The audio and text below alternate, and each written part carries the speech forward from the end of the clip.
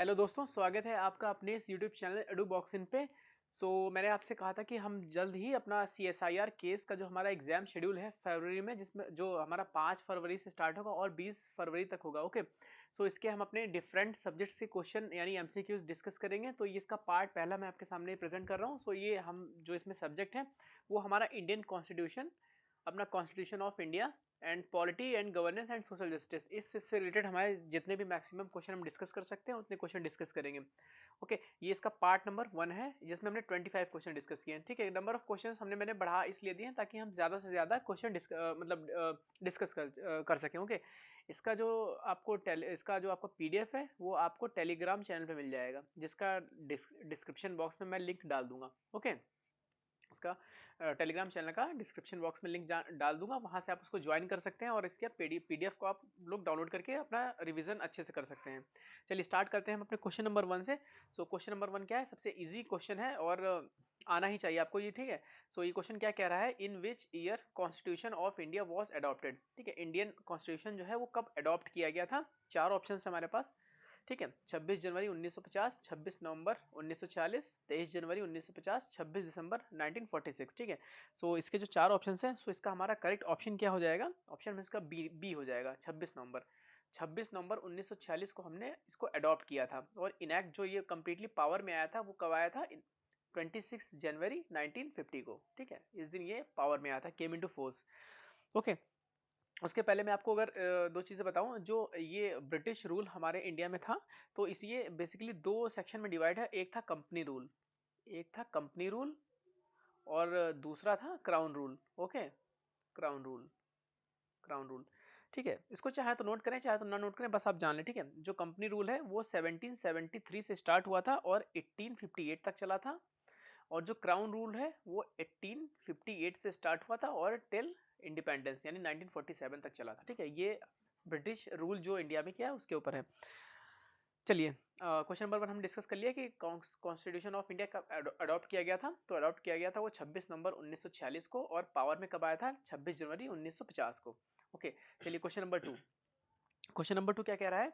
Consider the following statement regarding regulating act of 1773। जो भी हम ये डिस्कस कर रहे हैं ये भी हम अपना सब कंपनी रूल डिस्कस कर रहे हैं। ठीक है, कंपनी रूल क्या था, उनका कैसा, कौन कौन से उनके एक्ट आए थे। ओके, जो 1773 से स्टार्ट हुआ था और 1858 तक रहा था। ठीक है, ये क्वेश्चन भी आपसे पूछा जा सकता है कि कंपनी रूल कब से कब था। 3 स्टेटमेंट है इसके। It is designated the governor of Bengal as the governor general of Bengal. ठीक है, मतलब गवर्नर ऑफ बंगाल को गवर्नर जनरल ऑफ बंगाल इस पोस्ट में कन्वर्ट किया गया था, चेंज किया गया था। और establishment of a supreme court at Calcutta 1774 comprising 1 chief justice and 3 other जजेस। ठीक है, यानी एक जज और 3 जज थे, और 1774 में सुप्रीम कोर्ट ये स्टैब्लिशमेंट हुआ था कलकत्ता में। ठीक है, कोलकाता जो अभी हमारा मॉडल नेम है। Statement number 3, it made the governors of Bombay and Madras presidency subordinate to the governor general of Bengal. ठीक है, which of the statements is मतलब करेक्ट बताने हैं आपको। ठीक है, which of the following statements is are correct, आपको करेक्ट स्टेटमेंट बताने हैं। तो इसके तीनों स्टेटमेंट बिल्कुल करेक्ट हैं। सबसे पहला कि इसमें हमने जो हमारी गवर्नर ऑफ बंगाल जो था, ठीक है, इसको हमने चेंज किया था गवर्नर जनरल ऑफ बंगाल में। और इस्टेब्लिशमेंट हुआ था हमारा स्टेटमेंट नंबर 2, इस्टेब्लिशमेंट हुआ था सुप्रीम कोर्ट का कलकत्ता में 1774 में। और ये भी स्टेटमेंट बिल्कुल करेक्ट है कि governor of Bengal and Madras presidency subordinate to the governor general of Bengal. ठीक है, तो तीनों स्टेटमेंट हमारे करेक्ट हैं। तो हमारा जो करेक्ट आंसर हो जाएगा डी हो जाएगा, all are correct. Okay, all are correct, ये हमारा करेक्ट आंसर हो जाएगा। क्वेश्चन नंबर 3 पे चलते हैं। Consider the following statement regarding Pitt's India act. ठीक है, पिट्स इंडिया एक्ट के बारे में हमको स्टेटमेंट बताने हैं कि कौन से स्टेटमेंट करेक्ट हैं। यहाँ पर करेक्ट इनकरेक्ट हमेशा आपको याद रखना है। क्वेश्चन नंबर 3 जो है इसमें स्टेटमेंट नंबर 1 है, क्या कह रहा है? Created a new body called board of control to manage the political affairs. Statement number 1, statement number 2, this act established a system of double government. ठीक है, तो हमारे क्या है इसमें करेक्ट पूछे गए हैं, तो हमारे दोनों स्टेटमेंट बिल्कुल करेक्ट हैं। तो हमारा करेक्ट आंसर क्या हो जाएगा? सी हो जाएगा, बोथ 1 एंड 2 हमारा करेक्ट हो जाएगा। ओके, आगे चलते हैं क्वेश्चन नंबर 4 पे। क्वेश्चन नंबर 4 क्या कह रहा है, consider the following statement regarding charter act of 1833। ठीक है, चार्टर एक्ट 1833 के रिगार्डिंग हमें अपने स्टेटमेंट बताने हैं कि कौन से इनकरेक्ट हैं। ठीक है, यहाँ पर इनकरेक्ट पूछा गया है, तो चलते हैं आगे चलते हैं। स्टेटमेंट नंबर 1 क्या कह रहा है, it made the governor general of Bengal as the governor general of India. Okay, governor general of India. उसके पहले मैं एक चीज़ आपको बता दूं, जो क्वेश्चन नंबर 2 था हमारा, ठीक है, इसमें जो हमने नई एक पोस्ट बनाई थी, जो गवर्नर ऑफ बंगाल से गवर्नर जनरल ऑफ बंगाल। ठीक है, तो हमारा जो पहला गवर्नर जनरल ऑफ बंगाल था वो कौन था, आपको याद रखना है, वॉरेन हेस्टिंग। ठीक है, ये आप लिख लीजिएगा, वॉरेन वॉरेन हेस्टिंग जो था, ये हमारा कौन था, पहला गवर्नर जनरल ऑफ बंगाल था। ओके, चलिए आगे चलते हैं क्वेश्चन नंबर 4 पे, जो हम कंटिन्यू करते हैं उसको। This act attempted to introduce a system of open competition for the selection of civil servant. ठीक है, देखिए इसमें इसका इंट्रोडक्शन हुआ था। ठीक है, सिर्फ इंट्रोड्यूस हुआ था, लेकिन कंप्लीटली इसमें नहीं आया था।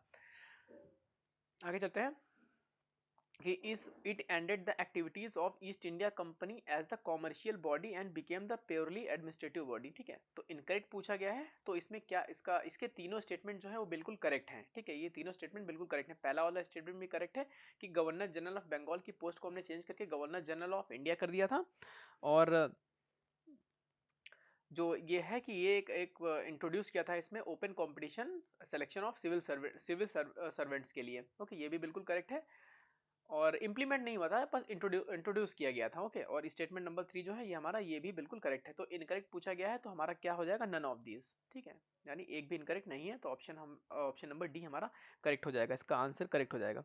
ठीक है, और हमारा इसमें क्या है कि पहले हमारे गवर्नर जनरल ऑफ इंडिया थे वो कौन थे, तो आपको याद रखना है कि विलियम बेंटिक। ठीक है, विलियम बेंटिक हमारे पहले गवर्नर जनरल ऑफ इंडिया थे। ठीक है, विलियम बेंटिक, याद रखिएगा, ये भी पूछा जा सकता है आपसे। ठीक है, आगे चलते हैं क्वेश्चन नंबर 5 पे। Consider the following statement regarding charter act of 1853। Charter act of 1853 के रिगार्डिंग आपको दो स्टेटमेंट बताने हैं, कौन से करेक्ट है। तो स्टेटमेंट नंबर 1 हमारा जो है वो क्या कह रहा है, it established a separate governor general legislative council which came to be known as the Indian legislative council. और जो स्टेटमेंट 2 है वो क्या कह रहा है, Macaulay committee on the Indian civil services was appointed in 1855।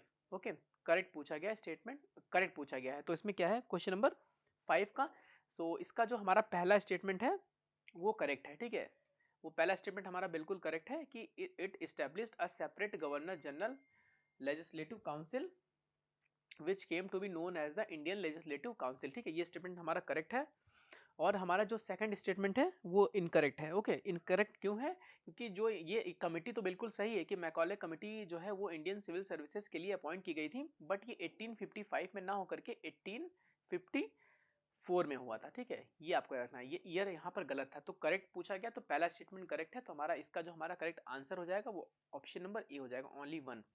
Question number 6 पे चलते हैं। Consider the following statement regarding government of India act 1858। ठीक है, गवर्नमेंट ऑफ इंडिया एक्ट 1858, इसके बारे में हमको अपने स्टेटमेंट बताने हैं, कौन से हमारे करेक्ट हैं। ठीक है, कौन से हमारे करेक्ट हैं, करेक्ट इनकरेक्ट का मैं आपको बार बार बताता हूँ कि आपको याद रखना है कि कौन सा करेक्ट कौन सा इनकरेक्ट है। Question number 6, okay, it change, इसमें क्या स्टेटमेंट नंबर 1 क्या कह रहा है, it changed the designation of the governor general of India to the viceroy of India। ठीक है, यानी गवर्नर जनरल ऑफ इंडिया की पोस्ट को चेंज करके हमने फाइनली वायसरॉय ऑफ इंडिया कर दिया था। Statement number 2, ended the system of double government by abolishing the board of control. ठीक है, जो ऊपर मैंने आपको बताया कि बोर्ड ऑफ कंट्रोल का एस्टेब्लिशमेंट हुआ था और कोर्ट ऑफ डायरेक्टर्स का, इसको जो है कंप्लीटली अबॉलिश कर दिया गया था। ओके, और statement number 3, it created a new office secretary state for India. ठीक है, स्टेटमेंट नंबर 3। स्टेटमेंट नंबर 4 क्या है, established a 20 member council of India to assist the secretary of state for the India. So इसमें correct statement पूछा गया है, तो पूछा गया इसमें कौन से कितने करेक्ट हैं, ओनली 1। ठीक है, तो इसमें फिलहाल मैं आपको बता दूं कौन कौन सा करेक्ट है। देखिए इसमें सारे स्टेटमेंट तो करेक्ट हैं, बस 4th स्टेटमेंट इनकरेक्ट है, क्योंकि ये जो बॉडी है ये 20 मेंबर नहीं थी, ये कितने मेंबर थी, क्वेश्चन नंबर कौन था, ये हमारा 6 था। हाँ, ओके, 6 था, क्वेश्चन नंबर 6। सो ये 15 मेंबर बॉडी थी। ओके, जो हमारा स्टेटमेंट नंबर 4 इनकरेक्ट है इसलिए क्योंकि यहाँ पर 20 लिखा हुआ है, तो ये 15 मेंबर बॉडी थी। ओके 15 मेंबर बॉडी थी, ये आपको याद रखना है। और अगर हम बात करें तो सत्येंद्र प्रसाद सिन्हा, ये भी आप बहुत इंपॉर्टेंट नाम याद रखिएगा, सत्येंद्र, नोट डाउन कर लीजिएगा अगर आप कहीं नोट करते हैं तो उसको, ठीक है, सत्येंद्र प्रसाद सिन्हा, ठीक है। ये क्या हुआ था कि ये became the first Indian to join the viceroy executive council, ठीक है, ये भी याद रखना है कि ये जो पहले ऐसे इंडियन थे जो वायसराय के एग्जीक्यूटिव काउंसिल में इनका सिलेक्शन हुआ था, ठीक है। और ये अपॉइंट क्या हुए थे, ये as a law member appoint हुए थे, ठीक है, law member, law member, as a law member ये अपॉइंट हुए थे। ओके, सो हमारा क्या है, इसका करेक्ट आंसर क्या हो जाएगा, ओनली 3, यानी 3 स्टेटमेंट हमारे बिल्कुल करेक्ट हैं। आगे चलते हैं क्वेश्चन नंबर 7 पे। Consider the following statement regarding Indian council act 1861, ठीक है, इंडियन काउंसिल एक्ट 1861 के रिगार्डिंग हमें स्टेटमेंट बताने हैं कि which of the statements are following correct बताने हैं। Question number 7, okay. So statement number 1 क्या क्या है, it made a beginning of representative institution by associating Indians with the law making process, ठीक है, यानी इंडियंस को इंक्लूड किया जाएगा लॉ मेकिंग प्रोसेस में। और स्टेटमेंट नंबर 2 है, it provided the establishment of new legislative council for the Bengal, north western frontier province and Punjab, ठीक है। सो करेक्ट पूछा गया है, तो हमारे ये 7th आंसर के जो हैं दोनों स्टेटमेंट बिल्कुल करेक्ट हो जाएंगे। तो हमारा इसका जो करेक्ट आंसर हो जाएगा वो सी हो जाएगा, बोथ बी एंड सी, ये हमारा करेक्ट आंसर हो जाएगा। ओके, क्वेश्चन नंबर 8 पे चलते हैं। Consider the following statement regarding Indian council act 1999, ठीक है, 1999 इंडियन काउंसिल एक्ट है, इसके रिगार्डिंग हमको बताने हैं, इनकरेक्ट बताने हैं कि which of the following statements is are incorrect, ठीक है। क्वेश्चन नंबर 8, क्वेश्चन नंबर 8 पे चलते हैं। This act is also known as Morley-Minto reforms, question number 8, okay. और statement number 2, it provided the for the association of Indians with the executive council of the viceroy and governors, ठीक है, incorrect पूछा गया है। So incorrect क्या है, फिलहाल इसका जो करेक्ट ऑप्शन है वो दोनों स्टेटमेंट इसके हमारे बिल्कुल करेक्ट हैं, तो हमारा जो करेक्ट आंसर हो जाएगा वो डी हो जाएगा, क्योंकि यहाँ पर इनकरेक्ट पूछा गया है। ओके, ये इनकरेक्ट पूछा गया है। ओके, और हाँ देखिए, जो ये मोंटे और मिर्लो थे, मोर्ले और मिंटो थे, तो मोर्ले कौन थे, मोर्ले हमारे secretary of state for India, ठीक है, जो हमने पोस्ट क्रिएट करी थी, ठीक है, वो उस पोस्ट पे थे ये। और मिंटो कौन थे, मिंटो हमारे जो है ये वॉयसरॉय ऑफ इंडिया थे, ठीक है, उस समय के ये वॉयसरॉय थे, वॉयसरॉय ऑफ इंडिया, ये भी आपको याद रखना है, ठीक है। आगे चलते हैं क्वेश्चन नंबर 8 पे, क्वेश्चन नंबर 9 पे, सॉरी, क्वेश्चन नंबर 9 पे।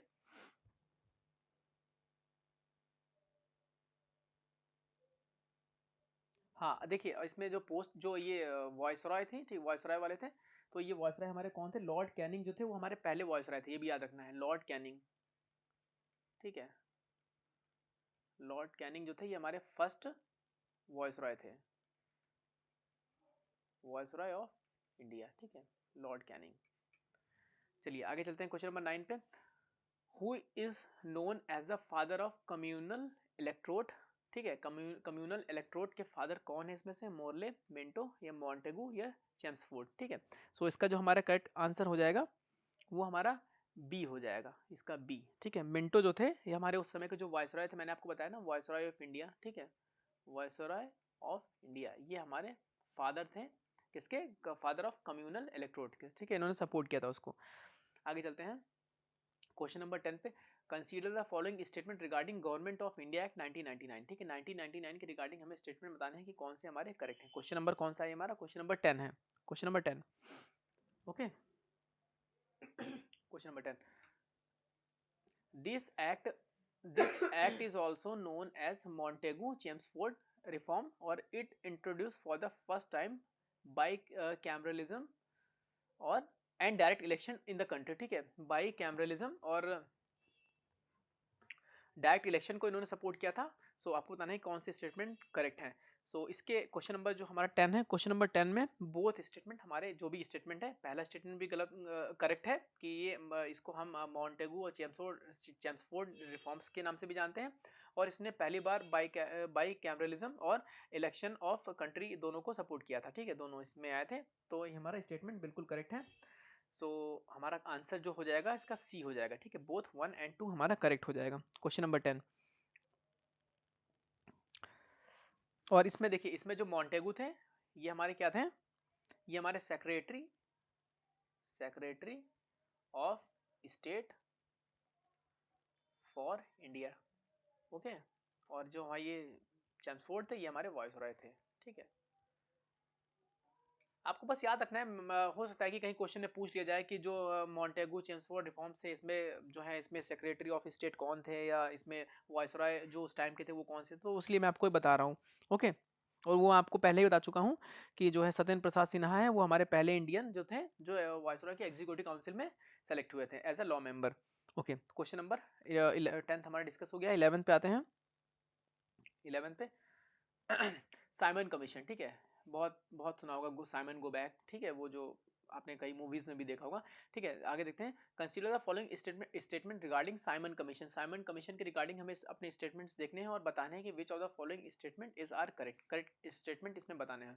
सो एक ये 10 मेंबर स्टेचुरी कमीशन था under chairmanship of sir John Simon to report the condition of India under its new constitution. ठीक है, और स्टेटमेंट नंबर 2 क्या है, 7 out of 10 members were British and hence. ठीक है, all the parties boycotted the commission. All parties मतलब जो हमारे इंडियंस पार्टीज थी, ठीक है, उस समय जो विरोध कर रही थी, जो इन्होंने जो फ्रीडम्स के लिए जो फाइट कर रहे थे, वो ग्रुप की बात हो रही है। ठीक है, और स्टेटमेंट नंबर 3 क्या, white paper on constitutional reform was prepared and submitted for the consideration of joint select committee to the British parliament. ठीक है, एक white paper constitutional reforms prepare किया गया था जो ज्वाइंट सेलेक्ट कमेटी के पास भेजा गया था ब्रिटिश पार्लियामेंट में आगे की प्रोसेस के लिए। ओके, सो ये इसमें बताने हैं कि करेक्ट कौन से हैं। तो हमारा जो पहला स्टेटमेंट है 11, इसका इसका जो हमारा इस पहले तो हाँ देखिए, जो इसका स्टेटमेंट नंबर 2 है वो बिल्कुल गलत है। ठीक है, क्योंकि 7 मेंबर ही थे। ठीक है, 10 मेंबर नहीं थे। पहला स्टेटमेंट भी गलत है। आधा स्टेटमेंट तो इसका सही है कि चेयरमैन जो कौन था इसका, सर जॉन साइमन थे, लेकिन 10 मेंबर बॉडी नहीं थी, ये 7 मेंबर बॉडी थी। ठीक है, 7 मेंबर बॉडी थी, और इसमें 7 मेंबर ऑफ 10 जो लिखा हुआ है इसमें 10 थे ही नहीं, तो ये स्टेटमेंट तो वैसे भी गलत हो जाएगा। और जो इसका करेक्ट ऑप्शन है वो सिर्फ सी हो जाएगा। ओके, तो इसका जो है डी डी इसका करेक्ट हमारा आंसर हो जाएगा। ठीक है, थर्ड स्टेटमेंट जो है वो हमारा करेक्ट है, बाकी सारे इनकरेक्ट हैं, क्योंकि ये 10 मेंबर नहीं है, ये 7 मेंबर बॉडी थी, और साथ के साथ वो ब्रिटिश थे, और उन्होंने जो है उसी वजह से इसका काफ़ी विरोध हुआ था। ठीक है, आगे चलते हैं क्वेश्चन नंबर 12 पे। Consider the following statement regarding government of India act 1935। इसी को जो है बाद में मॉडिफाई करके हमारा इंडियन कॉन्स्टिट्यूशन बनाया गया है। आगे चलते हैं। इसमें स्टेटमेंट नंबर, इसमें बताने हैं आपको इनकरेक्ट। ठीक है, which of the following statement is are correct. ठीक है, तो पहला स्टेटमेंट जो है क्वेश्चन नंबर 12 का, ये क्या कह रहा है, क्वेश्चन नंबर 12 का कि this act divided the powers between centrals and units it's in term of 3 list, federal, provincial and concurrent list. Statement number 2 है कि it abolish the council of India establish by government of India act 1858। Statement number 3 कह रहा है it provided the establishment of federal court which was set up in 1941। Okay, so इसमें बताने हैं आपको incorrect. सो statement number 1 जो है वो बिल्कुल करेक्ट है कि ये एक्ट जो है इसने डिवाइड किया था पावर्स को, जो सेंट्रल और यूनिट, जैसे आज के करंट टाइम में कोई सब्जेक्ट होता है वो होता है ना कि वो सेंट्रल लिस्ट में है, यूनियन लिस्ट में है, कि स्टेट लिस्ट में है, कॉन्करेंट लिस्ट में है। ओके, तो ये वहीं से अडॉप्ट किया गया है। तो ये स्टेटमेंट नंबर 1 हमारा बिल्कुल करेक्ट है, और स्टेटमेंट नंबर 2 भी हमारा बिल्कुल करेक्ट है कि इन्होंने अबॉलिश कर दिया था काउंसिल ऑफ इंडिया जो इस्टेब्लिश हुई थी गवर्नमेंट ऑफ इंडिया एक्ट के अंडर 1858 में। ओके, और जो स्टेटमेंट नंबर 3 है ये हमारा इनकरेक्ट है, यहाँ पर इनकरेक्ट ही पूछा गया है। 3 स्टेटमेंट नंबर इनकरेक्ट है। इनकरेक्ट क्यों है, क्योंकि यहाँ पर देखिए पहला इसका स्टार्टिंग का पोर्शन तो करेक्ट है वो, कि it also provided the establishment of federal court. Federal court का एस्टेब्लिशमेंट हुआ था, लेकिन 1941 में नहीं हुआ था, ये हुआ था 1937 में। ओके, ये बहुत इंपॉर्टेंट है, याद रखिएगा। इंडिया में फेडरल कोर्ट का एस्टेब्लिशमेंट हुआ था ईयर 1937 में।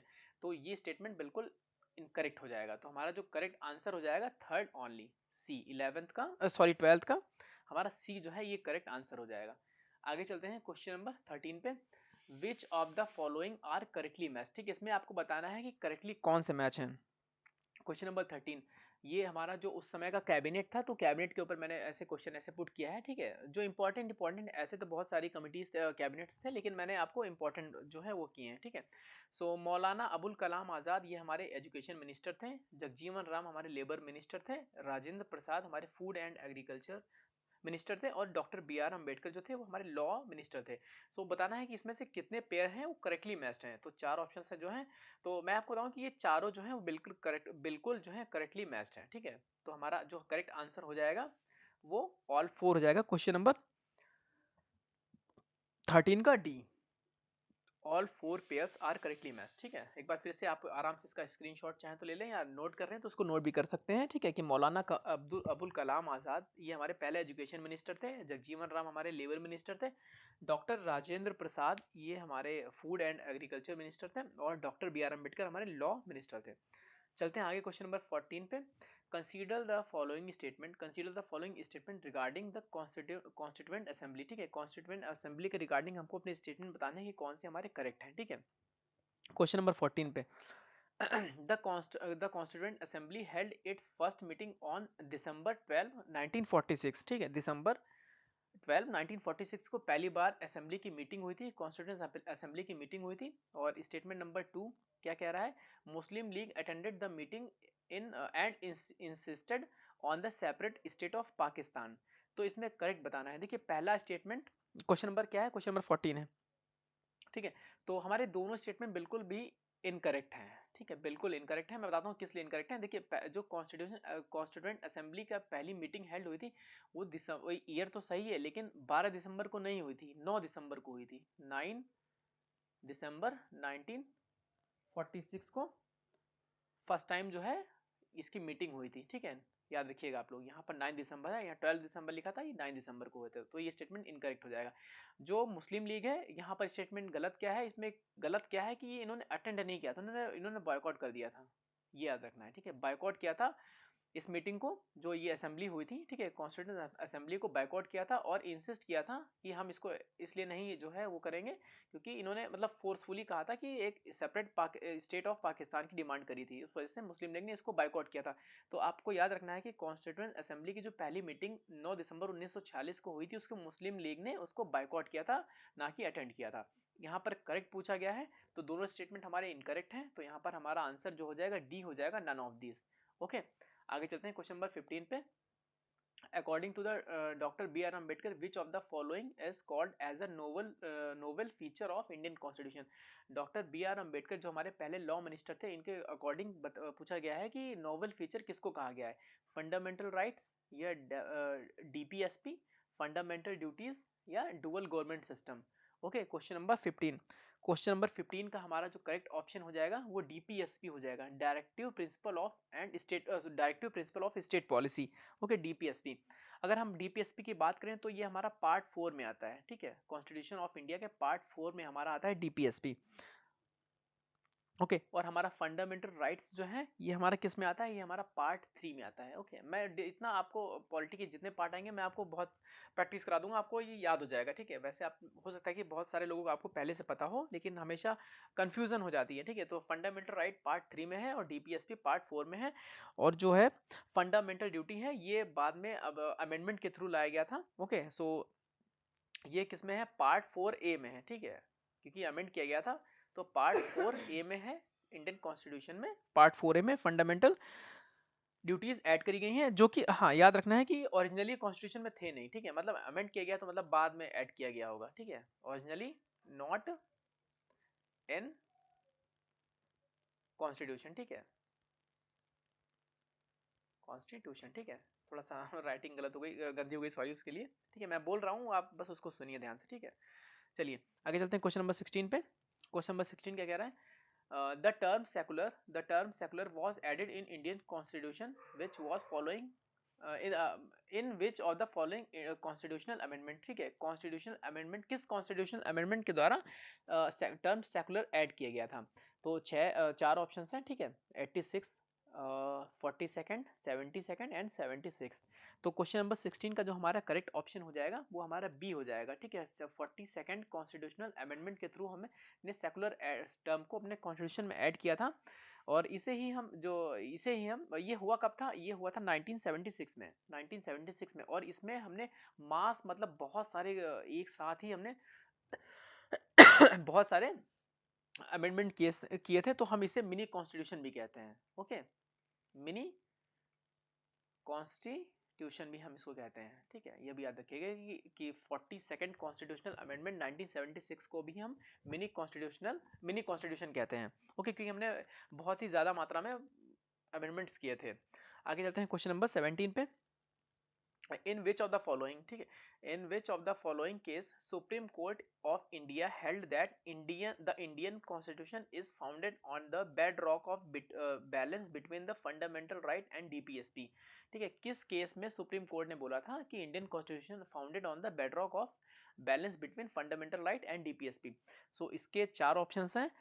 Keshav Nanda Bharati case 1973, Minerva Mill case 1980, Golaknath case 1967, Shankari Prasad case 1951।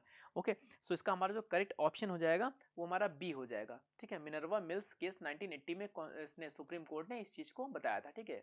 ये स्टेटमेंट आप याद रखिएगा। और ये भी मैच द फॉलोइंग में आपसे पूछा सकता है कि ये केस किस किस ईयर हुए में, तो आपको ईयर भी याद रखना है। केशवानंदा भारती केस 1973 में हुआ था, कि इसमें बताया था बेसिकली ये होता है कि कॉन्स्टिट्यूशन में अमेंडमेंट किया जा सकता है पर बेसिक स्ट्रक्चर को बिना टच किए, मतलब बेसिक स्ट्रक्चर में हम बिल्कुल भी चेंज नहीं करेंगे। ओके, ये इसी पे इशू था, ये केस इसी पे है। और जो मिनर्वा मिल्स है ये 1980 में हुआ था। इसके बारे में हम डिस्कस करेंगे डिटेल में कि किस लिए केस था, ये क्या केस था। गोलकनाथ केस 1967 में हुआ था, इस पर भी हम डिस्कस करेंगे। और शंकरी प्रसाद केस 1951, ये बहुत इंपॉर्टेंट केस है इंडियन कॉन्स्टिट्यूशन के रिगार्डिंग, तो आपको ये याद रखना है कि किस साल हुए थे। बाकी हम नेक्स्ट वीडियो में कोशिश करेंगे इन चारों पांचों केस में, मतलब ऐसे तो बहुत सारे हैं जो इंपॉर्टेंट केस है उनके बारे में हम डिस्कस कर लेंगे। ओके, क्वेश्चन नंबर 18 पे चलते हैं।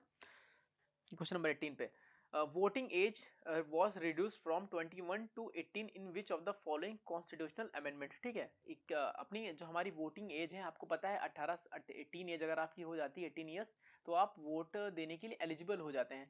तो वही बोला गया है कि किस कॉन्स्टिट्यूशनल अमेंडमेंट के थ्रू हमने अपनी जो वोटिंग एज है वो 21 से लेकर के माइनस करके 18 करी थी। तो इसका मैं आपको सीधे करेक्ट आंसर बताता हूँ कि 61th कॉन्स्टिट्यूशनल अमेंडमेंट जो हुआ था, कब हुआ था, ये भी आपको याद रखना है, 1988 में। 1988 में जो हमारा 61st कॉन्स्टिट्यूशनल अमेंडमेंट हुआ था, उसमें हमने अपनी वोटिंग एज को माइनस करके 21 से 18 कर दिया था। ओके, चलिए आगे चलते हैं क्वेश्चन नंबर 19 पे। Which of the following are correctly match, ठीक है। करेक्टली मैच पूछा गया, इसमें से कौन से करेक्टली मैच है। देखिए इसमें आर्टिकल मैंने पूछा है, ठीक है, ये आर्टिकल बेस्ड क्वेश्चन है। तो इसमें पूछा गया नेशनल इमरजेंसी के लिए आर्टिकल 356 है, स्टेट इमरजेंसी के लिए 360 है, और फाइनेंशियल इमरजेंसी के लिए 352 है। सो इसमें पूछा गया करेक्टली मैच्ड है। तो इसके मैं आपको बताऊं तो ये वैसे तो तीनों ही गलत मैच है, मतलब आर्टिकल करेक्ट है, बस ये सब जो है ये जम्बल्ड है, ठीक है। तो मैं आपको बता देता हूँ।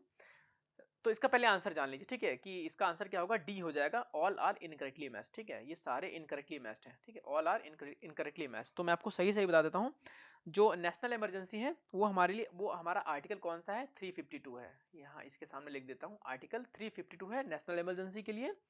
और हमारा स्टेट इमरजेंसी के लिए 356 है, 356 है। और फाइनेंशियल इमरजेंसी के लिए हमारा क्या है, 360 है, ठीक है। सब मतलब ऊपर नीचे कर दिया था मैंने। ओके, सो याद रखना है, नेशनल इमरजेंसी हमारा आर्टिकल 352 डील करता है, स्टेट इमरजेंसी हमारा 356 करता है, और फाइनेंशियल इमरजेंसी हमारा 360 करता है। देखिए चार चार जोड़ना है, 52 4 56 4 60, ठीक है। और यहाँ पर एनएसएफ, ऐसे ऐसे याद रखिए, बस आप कभी नहीं भूलेंगे, ठीक है। एनएसएफ, ठीक है। और यहाँ से 352 +4 ऐसे करके, ठीक है, 52 56 ऐसे भूलेंगे नहीं, ठीक है, कहीं भी आएगा। चलिए आगे चलते हैं। तो इसका आंसर मैं आपको बता चुका हूँ कि सारे इनकरेक्टली मैच्ड हैं, और करेक्ट आंसर बता दिया है इसका। क्वेश्चन नंबर 20 पे, क्वेश्चन नंबर 20 क्या कह रहा है, which of the following part deals with the emergency provision, ठीक है। इसमें पूछा गया इमरजेंसी प्रोविजन है, ये किस पार्ट में है। तो ये है हमारे पास ऑप्शन है, ठीक है, पार्ट 17, पार्ट 18, पार्ट 9, पार्ट 10। तो इसका हमारा जो करेक्ट ऑप्शन हो जाएगा, ये क्या हो जाएगा, पार्ट 8, जो इसका बी है ये हमारा करेक्ट ऑप्शन हो जाएगा। ओके, सो पार्ट, अब हम बात कर लेते हैं कि इसके बारे में बता दिया, ठीक है, ये इमरजेंसी प्रोविजन से है। पार्ट 18, पार्ट 17 किससे है? ये हमारा ऑफिशियल लैंग्वेज से, ठीक है, ऑफिशियल लैंग्वेज, ऑफिशियल लैंग्वेज से है। और पार्ट 9 है हमारा, ये पंचायत से रिलेटेड है, पंचायत, पंचायत से रिलेटेड है। और जो 10th है ये हमारा शेड्यूल्ड एंड ट्राइबल्स एरियाज, ठीक है, एंड ट्राइबल एरियाज, ठीक है, उसके एडमिनिस्ट्रेशन से रिलेटेड है। आगे चलते हैं क्वेश्चन नंबर 21 पे। Which of the following article deal with the uniform civil codes, ठीक है, ये आर्टिकल पूछा गया, यूनिफॉर्म सिविल कोड्स जो है, सिविल कोड, ये किस चीज से रिलेटेड है, मतलब कौन सा इसमें आर्टिकल डील करता है। तो इसका जो हमारा करेक्ट ऑप्शन है, बहुत इजी क्वेश्चन है ये, इसका आप कमेंट बॉक्स में बताइएगा, इसका आप कमेंट बॉक्स में बताइएगा, ठीक है, इसका आंसर आप कमेंट बॉक्स में बताइएगा। क्वेश्चन नंबर 21 का कमेंट बॉक्स में बताइए, बहुत इजी है, कई प्रीवियस जो डिफरेंट एग्जाम्स है उसमें पूछा भी गया ये यूनिफॉर्म सिविल कोड। ओके, सो आगे चलते हैं क्वेश्चन नंबर, बाकी इसके जो, लेकिन आपके बाकी फिर मिस हो जाएंगे ना। चलिए ठीक है, आप कमेंट बॉक्स में करिएगा, हम फिर से डिस्कस कर लेंगे बाकी के आर्टिकल्स जो हैं कभी नेक्स्ट वीडियो में। आगे चलते हैं क्वेश्चन नंबर 20 पे। एक मिनट, मेरे लैपटॉप की बैटरी डिस्चार्ज हो गई।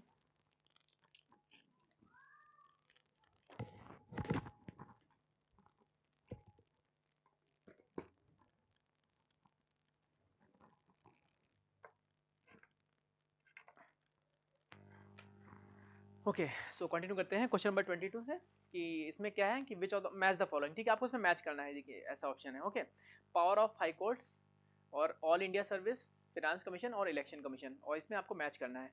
ओके, तो मैं आपको बता देता हूँ कि जो पावर ऑफ हाई कोर्ट से क्वेश्चन नंबर 22, क्वेश्चन नंबर 22 का जो पावर ऑफ हाई कोर्ट है ये आर्टिकल 226 डील करता है, ठीक है, article 226 power of high courts to issue certain writs, ठीक है, ये इसे डील करता है। और जो बी का है option all India service, all India service का हमारा जो क्या हो जाएगा, बी का 3 हो जाएगा, यानी आर्टिकल 312, आर्टिकल 312 जो है वो हमारा ऑल इंडिया सर्विस को डील करता है। और हमारा फिनांस कमीशन क्या है, फिनांस कमीशन हमारा जो है सी का 4 है, डी मतलब हाँ 4 है, ये आर्टिकल 280, ठीक है, 280। और लास्ट इलेक्शन कमीशन का हमारा आर्टिकल 324 है। सो ए का क्या हो जाएगा, ए का 2 हो जाएगा, बी का 3 हो जाएगा, और सी का 4 हो जाएगा, और डी का 1 हो जाएगा। ए 2 3 4 1, सो हमारा करेक्ट ऑप्शन क्या हो जाएगा, सी हमारा करेक्ट ऑप्शन हो जाएगा। ओके, चलिए आगे चलते हैं क्वेश्चन नंबर 23 पे। Which of the following schedule deal with the disqualification of the members of parliament and state legislature on the ground of defection, ठीक है, ये भी बहुत इंपॉर्टेंट है, ठीक है, ये भी इंपॉर्टेंट भी है और बहुत सारे क्वेश्चन एग्जाम्स में आया और ये इजी भी है, तो इसका भी आप कमेंट बॉक्स में इसको कमेंट करके बताइए। ओके, मैं उसको हार्ट दे दूंगा और उसका कमेंट लाइक कर दूंगा। ओके, क्वेश्चन नंबर 24 पे, which of the following are incorrectly matched, यहाँ पर इनकरेक्टली मैच आपको बताना है, ठीक है, ये है यहाँ पर, ठीक है, क्वेश्चन नंबर क्या था ये 24, ठीक है, सेकंड लास्ट क्वेश्चन है हमारा, क्वेश्चन नंबर 24, फिफ्थ शेड्यूल, ठीक है, इनकरेक्टली बताना है, ठीक है, इनकरेक्टली। तो फिफ्थ शेड्यूल है, तो देखिए सबसे पहले तो इसके हैं, इसका मैं बता दूं कि ये पहला स्टेटमेंट, ये पहला जो है ये बिल्कुल करेक्ट है, ठीक है, फिफ्थ शेड्यूल हमारा है ये administration and control of schedule areas and schedule tribes, ये बिल्कुल करेक्ट है। जो सिक्स्थ शेड्यूल है वो हमारा administration of schedule tribes area in the state of Meghalaya, Assam, Tripura and Mizoram, ठीक है, ये भी बिल्कुल करेक्टली मैच्ड है। और सेवंथ है ये division of powers between state and union and states, ठीक है, यानी यूनियन यानी सेंट्रल और स्टेट मतलब जो हमारी डिफरेंट स्टेट्स हैं उससे, ठीक है। और 11 शेड्यूल है power authority and responsibility of panchayat, तो हमारे सारे पेयर बिल्कुल करेक्ट मैच है, ठीक है, 1 2 3 एंड 4 सारे, तो इसका हमारा करेक्ट ऑप्शन क्या हो जाएगा क्वेश्चन नंबर 24 का डी, ठीक है, डी, ठीक है, नन ऑफ द अबव मतलब कि इनकरेक्टली है, इनकरेक्ट पूछा गया ना यहाँ पर, तो सारे हमारे करेक्ट हैं, तो यहाँ पर क्या है इनकरेक्टली मैच एक भी नहीं है, सारे करेक्टली मैच हैं।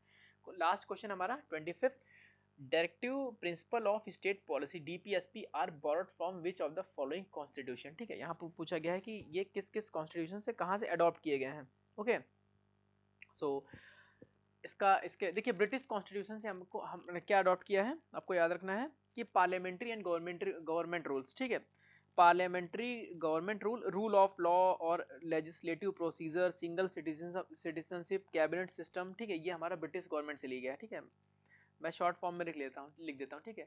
पार्लियामेंट्री गवर्नमेंट और रूल ऑफ लॉ, ठीक है। और मैं इस पे जो है डिटेल में हम बात कर लेंगे, ठीक है।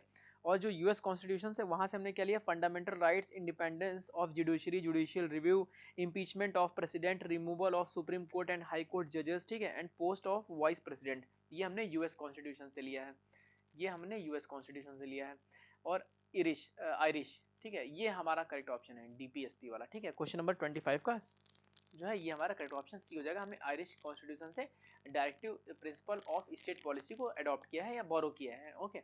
और कैनेडियन कॉन्स्टिट्यूशन से हमने क्या लिया, कैनेडियन से हमने वो फेडरल विद स्ट्रॉन्ग सेंटर, ठीक है, मतलब कि फेडरल विद स्ट्रॉन्ग सेंटर का मतलब है कि जो हमारे पास एक्सट्रीम जो पावर है वो हमेशा सेंट्रल गवर्नमेंट के पास होगी, स्टेट गवर्नमेंट के पास नहीं होगी। स्टेट गवर्नमेंट के पास देंगे तो इशू हो जाएगा, ओके। वो हो सकता है कि वो अलग कंट्री खुद को मानने लगे या वो अपनी आर्मी बना ले, तो कुछ भी हो जाए, हर एक केस में पार्लियामेंट ही सबसे सुपर पावर उसके पास होगी, और वही जो है मतलब जो एक्सट्रीम पावर होगी, जो सब कुछ फाइनल डिसीजन लेने के लिए, वो हमेशा सेंट्रल गवर्नमेंट में होगी, ठीक है। तो स्ट्रॉन्ग सेंटर की बात करता है Canadian system, Canadian constitution, okay. So आज की वीडियो में हम इतने ही क्वेश्चन रखते हैं। सो होप सो आपको ये वीडियो अच्छा लगा होगा। अगर अच्छा लगा होगा तो प्लीज़ वीडियो को लाइक करें और अपने फ्रेंड्स को शेयर करें जिनका भी ये CSIR section officer and assistant section officer का एग्जाम होने वाला है फेब में, ओके।